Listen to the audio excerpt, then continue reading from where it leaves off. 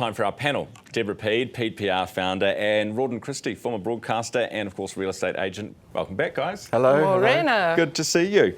Hey, lots to talk about this morning, so let's crack into it. We've spoken about Trikafta.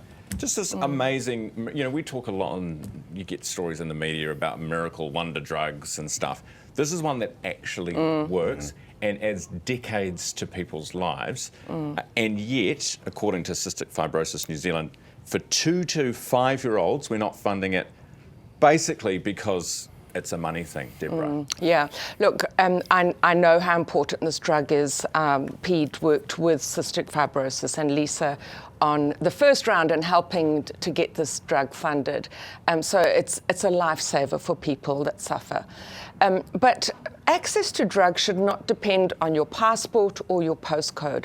And there's more than 40 countries that have this drug available for under 6-year-olds. So I wonder why we're dragging the chain on this. It feels like a bureaucracy gone a little bit mad, too much administration. We know it works. And people shouldn't have to make heartbreaking decisions to travel to other countries, to leave their friends, family and network to ensure the health of their children. I thought, thank goodness that they can get to another country which is relatively easy to get to, because otherwise where are your options? But I think if you're really I feel for Pharmac slightly here, having spent 15 years as a journalist in New Zealand trying to condemn them for their decision making when it didn't work for what I felt for Kiwis. They're under pretty strict budget guidelines. However, if you turn the principle around of saving lives, and it's not many lives, and giving a lifestyle too, and therefore boosting economy and saving further costs down the line, it sort of makes sense. Yeah. So the lung transplants that they're having to do, they're just on the decline. I wish we took that attitude to so many more medical situations. If you just put more testing or more preventative or more, or even something like Trikafta in at the bottom end, you're going to see far better results for us economically as a country at the top end. Lisa was saying, I thought the interesting thing Lisa said was that they've got to constantly justify it. It's a cost-benefit analysis. And she said you can't actually do the testing on a 2-year-old that that will give you the analysis. You can't actually measure the lung capacity that you need to that will give you those numbers. You just have to go on what other jurisdictions have done. So it can't always be a numbers thing, But yeah, it must be incredible.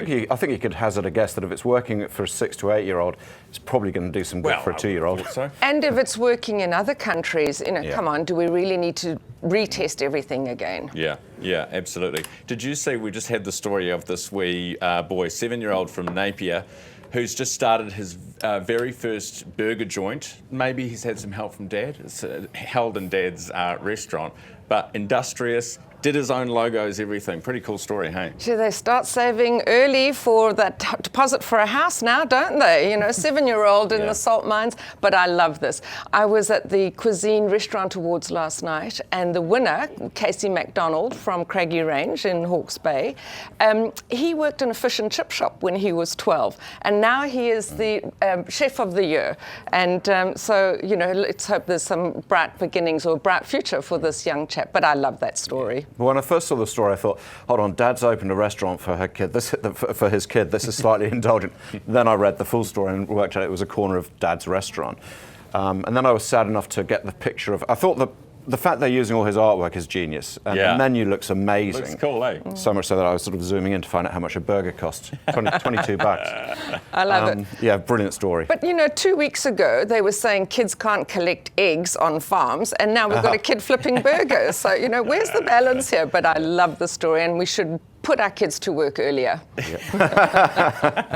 Nothing like child labour. Well, this is industrious from him, really, isn't it? It's not just working. It's starting an enterprise. And if ever you saw an example of a parent saying, "Hold on, you've got a bit of a passion here. I'm going to do what I can to help you." It's you're right, Deborah. Where's this guy going to end up? Where's this youngster going to end up? Yeah, love it. It's what good parents do, isn't it? I can remember, well, it wasn't a business, but Mum, helping with the paper round. She made us get a paper round at the age of 9.